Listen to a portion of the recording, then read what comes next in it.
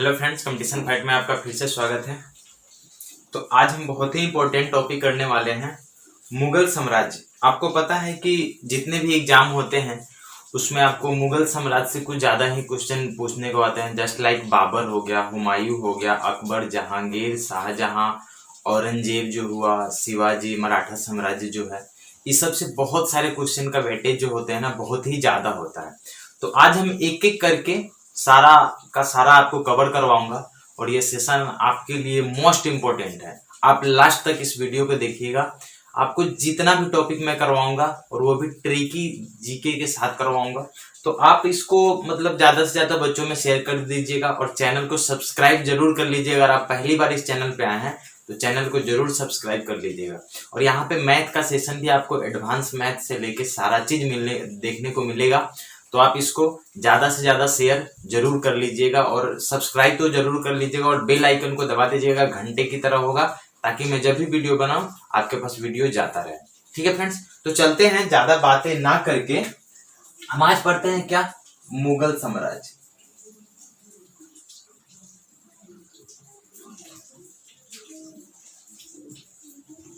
ठीक है फ्रेंड्स, आपको पता है, पता भी नहीं है तो आज जान जाएंगे कि मुगल साम्राज्य के जो संस्थापक थे, ठीक है, वो किसको माने जाते हैं, बाबर को। ठीक है फ्रेंड्स, और दूसरी बात हमको क्या जानना है कि बाबर का जो शासन काल था वो 1526 से लेकर 1530 ईस्वी तक था।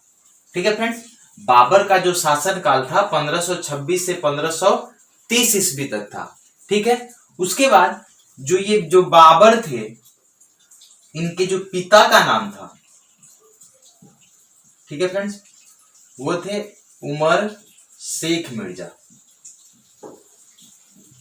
ठीक है, ये कहां के शासक थे तो याद रखिएगा, बहुत ही मोस्ट इंपॉर्टेंट है, फरगना का शासक था।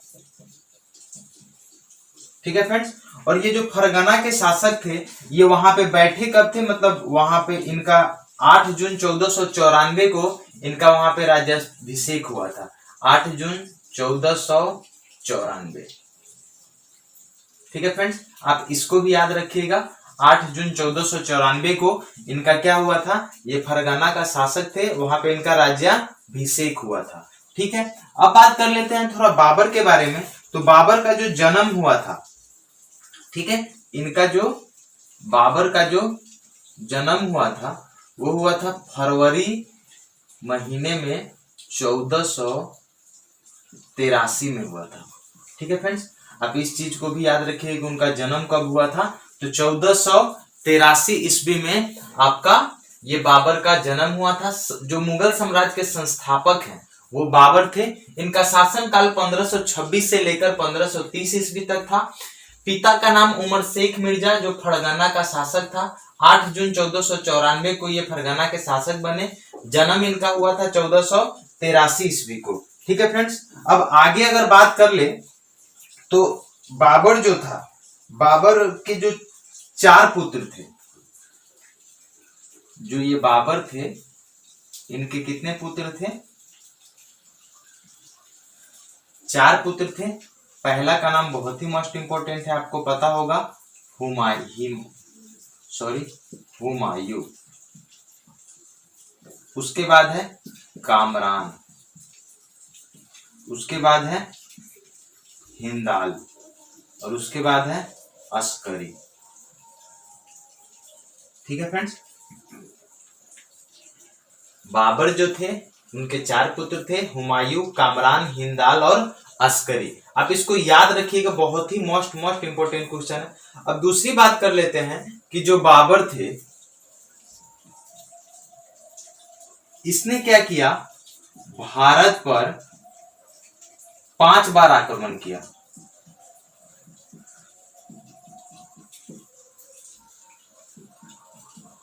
ठीक है फ्रेंड्स, ये भी पूछ सकता है कि बाबर ने भारत पर कितने बार आक्रमण किया, तो 5 बार आक्रमण किया। और इनका जो पहला अभियान था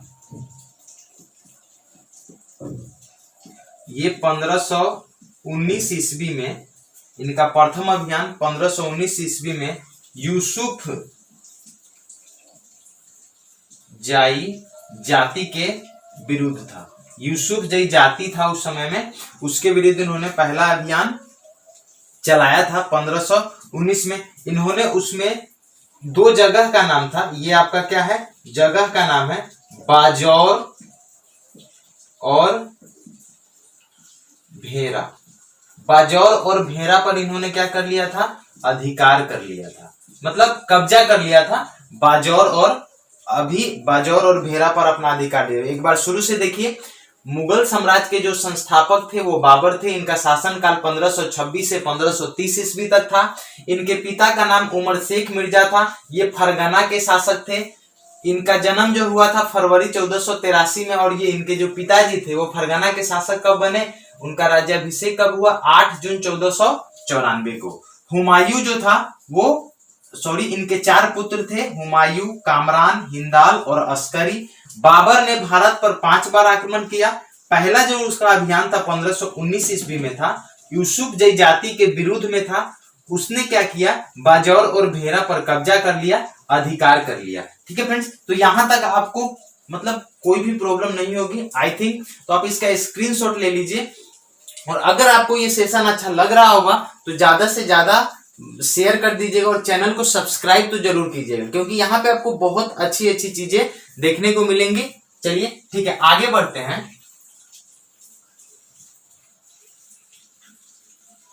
अगर आगे की बात कर ले,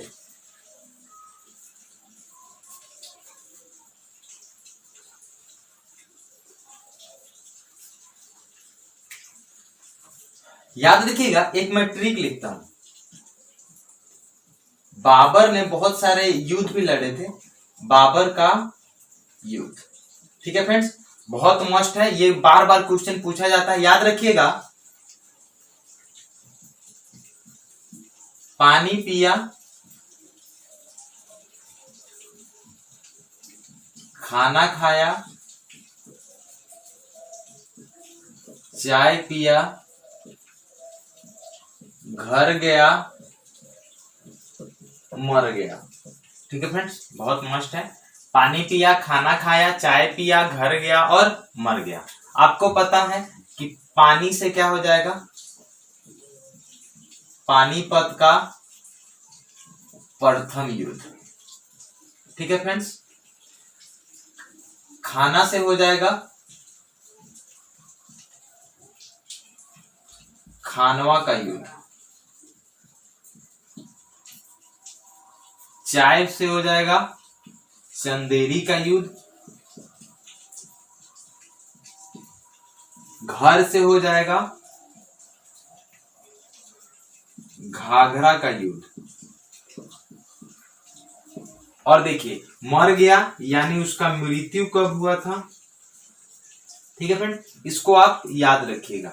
याद रखिएगा, आपको क्या करना है, 26 से स्टार्ट करना है, 26, 27, 28, 29, 30। और आपको पता है कि इसका जो साम्राज्य था 1500 ईस्वी में चालू हुआ था, तो सब में क्या करना है, 15 15 15 जोड़ देना है।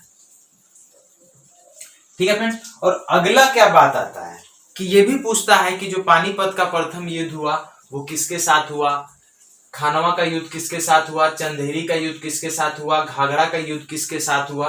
ठीक है, तो इसको हम याद रखेंगे, तो याद रखिएगा। और याद रखिएगा, सब में जो विजयी हुआ था वो कौन हुआ था, बाबर हुआ था। ठीक है फ्रेंड्स, सारे मतलब जितने भी युद्ध इन्होंने लड़ा, चारों युद्ध में विजयी कौन हुआ था, बाबर हुआ था। तो चलिए, पहला जो हुआ था वो याद रखिएगा, इब्राहिम लोदी। ठीक है, दूसरा जो हुआ था वो हुआ था राणा सांगा। तीसरा जो हुआ था वो मेदिनी राय से हुआ था। चौथा जो हुआ था वो अफगान शासक, अफगानों से लिख देता हूं, अफगानों से। और इस सारे युद्ध में जो विजयी हुए थे वो कौन हुए थे, बाबर हुआ था विजयी किसी भी। और आपको पता है कि 1530 ईस्वी में उसकी क्या हो गई, मृत्यु हो गई थी। 1530 ईस्वी में बाबर क्या हो गया था, मर गया था। तो आप इसको ट्रिक से याद रख सकते हैं, पानी पिया, खाना खाया, चाय पिया, घर गया, मर गया।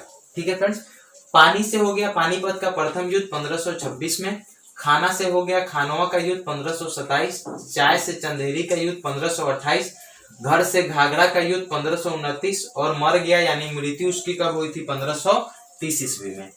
पानीपत का प्रथम युद्ध में बाबर और इब्राहिम लोदी के बीच हुआ था जिसमें बाबर विजयी हुआ था। खानवा का युद्ध 1527 में हुआ था राणा सांगा के बीच जिसमें बाबर ही विजयी हुआ था। चंदेरी का युद्ध मेदिनी राय से हुआ था, इसमें भी बाबर ही विजयी हुआ था। घाघरा का युद्ध 1529 में हुआ था अफगानों से, इसमें भी बाबर ही विजयी हुआ था। तो आप इसको बहुत ही आसानी से याद कर सकते हैं। इसका आप स्क्रीनशॉट ले लीजिए जल्दी से। ठीक है फ्रेंड्स, तो आप इसको बहुत ही आसानी से याद कर सकते हैं। तो अब आगे बढ़ते हैं। आगे हमको बाबर के बारे में क्या जानना है वो उसकी बात कर लेते हैं। चैनल आपको अच्छा लग रहा होगा तो इसको सब्सक्राइब कर लीजिएगा और ज्यादा से ज्यादा बच्चों में शेयर कीजिएगा, क्योंकि आपको पता है कि Delhi police, NTPC, SSC, CHSL और आपको नया नोटिफिकेशन भी आया है एसएससी जीडी और एमटीएस का। बहुत सारी वैकेंसी आई है, तो आप जाके फॉर्म अगर नहीं डाले हैं तो फॉर्म डाल सकते हैं और बहुत ही आसान तरीके से आप इसको क्रैक भी कर सकते हैं एग्जाम को। ज्यादा हार्ड क्वेश्चन पूछता नहीं है, आपको सिर्फ कंस्टिट्यूएंस होना पड़ेगा इसके खिलाफ कि हमको ये एग्जाम क्रैक करना है, तो आप इसको क्रैक कर सकते हैं। अगली बात कर लेते हैं कि जो पानीपत का जो प्रथम युद्ध हुआ था, आपको पता है 1526 में हुआ था। इसमें बाबर ने क्या किया था, तुगलमा युद्ध नीति का प्रथम बार प्रयोग जो किया था पानीपत के प्रथम युद्ध में किसने किया था, बाबर ने किया था। प्रथम बार इस युद्ध का प्रयोग किया था। और दूसरी बात कर लेते हैं कि तोप का भी प्रयोग जो है सबसे पहले पूछता है एग्जाम में किस युद्ध में बाबर ने किया था, तो वो पानीपत का प्रथम युद्ध में तोप का युद्ध किया था। अगली बात कर लेते हैं कि पानीपत का जो प्रथम युद्ध हुआ था आपको पता है किसके बीच में हुआ था, इब्राहिम लोदी से हुआ था। इब्राहिम लोदी का मतलब युद्ध स्थल में इसकी मृत्यु हो गई थी, वहीं पे युद्ध स्थल में इसकी क्या हो गई थी, मृत्यु हो गई थी। ठीक है फ्रेंड्स, और उसके बाद इब्राहिम लोदी का एक मित्र था, याद रखिएगा, उसका नाम था विक्रमजीत, उसकी भी मृत्यु यहीं पे हो गई थी। पानीपत के प्रथम युद्ध में इब्राहिम लोदी का युद्ध स्थल में मृत्यु हो गई थी और उसका जो इब्राहिम लोदी का मित्र था विक्रमजीत, वो भी उस युद्ध में क्या हुआ था, मारा गया था। तो आप इस छोटी छोटी चीजों को अगर याद रखेंगे ना, मैं तो बोलता हूं कि अगर आप इसको मतलब कॉपी पे नोट करके लिखिएगा तो बहुत ही अच्छा होगा। ठीक है, अगली बात कर लेते हैं। और ये जो मित्र था ये कहाँ का शासक था, तो याद रखिएगा ग्वालियर का शासक था। कहाँ का शासक था, तो ग्वालियर का शासक था। आगे अगर बात कर लेते हैं तो इसमें आपको पता है बाबर जो है बहुत ही दरियादिल इंसान का था। बाबर के उदारता के कारण, ठीक है, इसको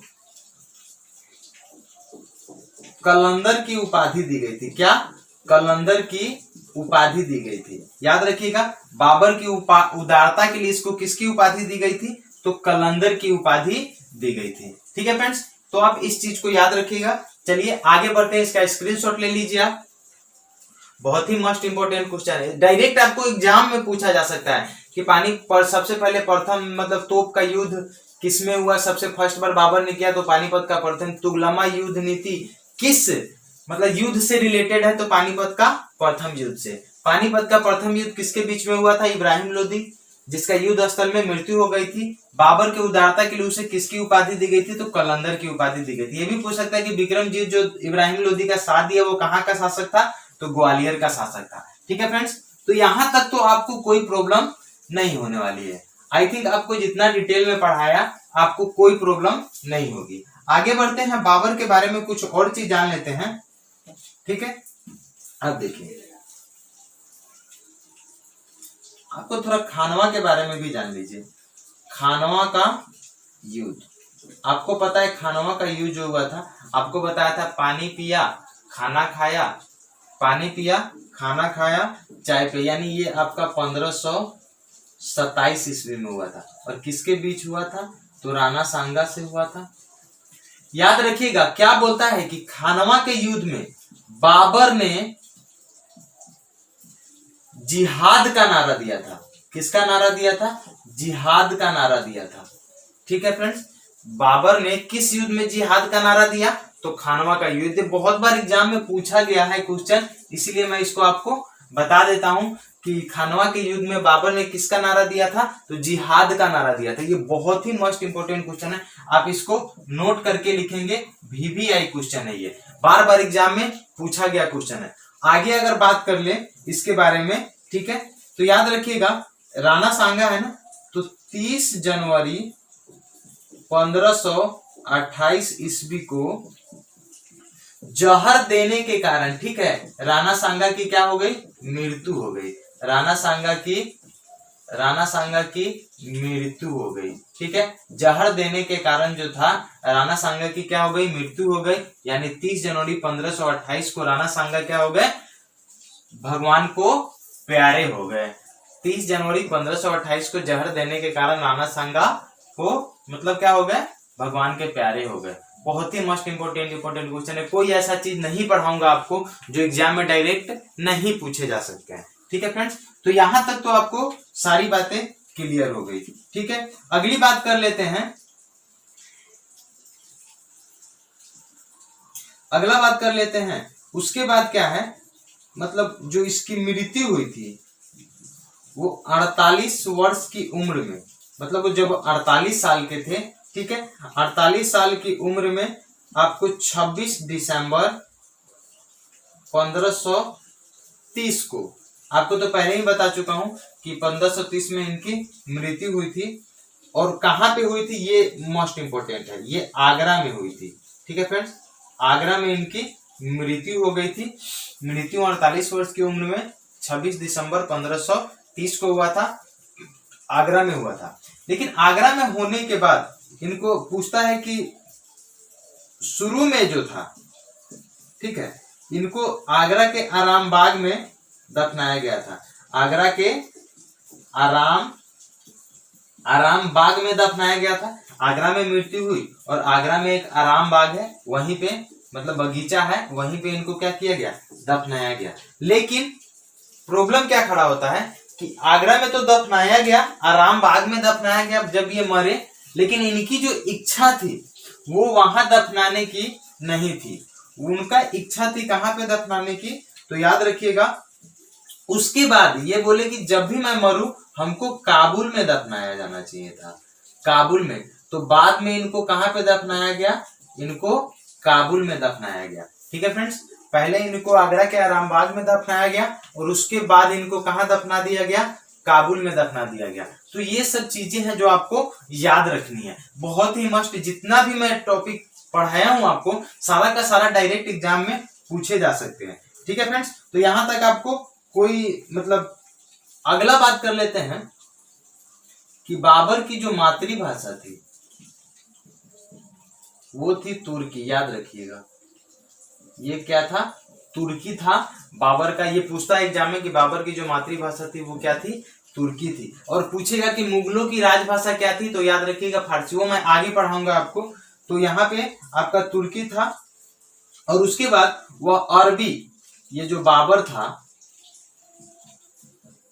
ये अरबी भाषा का भी जानकार था और फारसी भाषा का भी अच्छा खासा जानकार था। याद रखिएगा, वो कौन कौन सा भाषा जानता था? अरबी का भी जानकार था और फारसी भाषा का भी अच्छा खासा जानकार था। नीचे वाले को मैं रब करता हूं, आप स्क्रीनशॉट ले लिए होंगे। चलिए आगे बात कर लेते हैं कि जो मातृभाषा थी इसकी तुर्की थी। बाबर अरबी और फारसी भाषा का अच्छा खासा जानकार था। आगे की बात करते हैं। तो आपको पता है कि बाबर की एक आत्मकथा थी,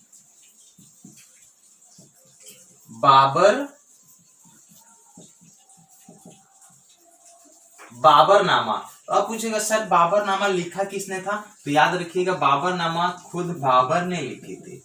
ठीक है, बाबरनामा खुद बाबर ने ही लिखी थी। आत्मकथा बाबरनामा जो था बाबर ने ही लिखी थी। ठीक है फ्रेंड्स, इसको कोई और दूसरा नहीं लिखा था। आपको हुमायूं नामा जो गुलबदन बेगम ने लिखा था, अकबरनामा अबुल फजल ने लिखा था। तो ये सब मैं आगे पढ़ाऊंगा, पहले हम बाबर की बात करते हैं। ठीक है, अगला बात कि ये जो बाबरनामा था इसका फारसी अनुवाद किसने किया? तो याद रखिएगा अब्दुल रहीम खान खाना ने किया था। बाबर नामा का फारसी जो अनुवाद था वो अब्दुल रहीम खान खाना ने किया था। बहुत ही मोस्ट इंपोर्टेंट क्वेश्चन है, ये भी पूछा जाता है एग्जाम में बार बार। इसको आप स्टार मार्क दे दीजिएगा कि बाबर नामा का फारसी अनुवाद किसने किया था? तो अब्दुल रहीम खान खाना ने किया था। ठीक है फ्रेंड्स, तो आगे मैं इसको मिटा देता हूं। अगर आगे की बात कर ले, ठीक है फ्रेंड्स, आगे की बात कर ले तो बहुत सारी छोटी छोटी चीजें हैं जो हमको जानना जरूरी है। चलिए फ्रेंड्स, दो चीज बच गया जो आपको जानना बहुत जरूरी है, तो याद रखिएगा। 4 बाग बनाने की 4 बाग जो बना, 4 बाग जो है वो भी किससे रिलेटेड था? वो बाबर से रिलेटेड था। ठीक है, 4 बाग बनाने की जो पत्ती थी वो बाबर से रिलेटेड था। अब पूछता है जो बाबर था वो किसका अनुयायी था? बाबर जो था किसका अनुयायी था? थोड़ा नाम बड़ा है तो याद रखिएगा, ख्वाजा उबैदुल्लाह अहरार। ख्वाजा उबैदुल्लाह अहरार, इसके वो क्या थे? अनुयायी थे। बाबर जो था अनुयायी था किसका? ख्वाजा उबैदुल्लाह अहरार का। अगला बात हमको क्या जानना है कि बाबर को ना मुबय्यान पद शैली का जन्मदाता माना जाता है। ठीक है, बाबर को किसका जन्मदाता माना जाता है? मुबय्यान पद शैली का जन्मदाता माना जाता है। यहां तक आपका सारा क्लियर हो गया। और इसका जो उत्तराधिकारी था ये भी जानिएगा। उत्तराधिकारी जो था वो कौन था? हुमायूं था। इसका जो उत्तराधिकारी था हुमायूं था। अब आगे हम बात करेंगे जब हुमायूं के बारे में पढ़ेंगे कि जो बाबर के बारे में जितना क्वेश्चन इंपॉर्टेंट था उतना तो मैं आपको बता दिया। इससे अलग अगर एग्जाम में आ जाए तब आप बोलिए कि सर आप जो पढ़ा एग्जाम में नहीं आया। तो आज के लिए बाबर तो आपका पूरा का पूरा खत्म हो गया, तो आज के लिए इतना ही रहने देता हूं। कल आपका हुमायूं चालू होगा और आई थिंक हुमायूं में भी आपको कोई प्रॉब्लम नहीं होगा। पूरा का पूरा डिटेल में जो भी आएगा एग्जाम में वो मैं सारा का सारा आपको बताऊंगा। तो आज के लिए इतना ही। बाय बाय, टेक केयर और एग्जाम का तैयारी करते रहे। चैनल को सब्सक्राइब जरूर कर लीजिएगा और बेल आइकन को जरूर दबा दीजिएगा जिससे ज्यादा से ज्यादा बच्चों को फायदा मिल सके। यूट्यूब पे ये नया चैनल है तो प्लीज सपोर्ट अस गाइज। तो आज के लिए इतना ही। Bye bye, take care.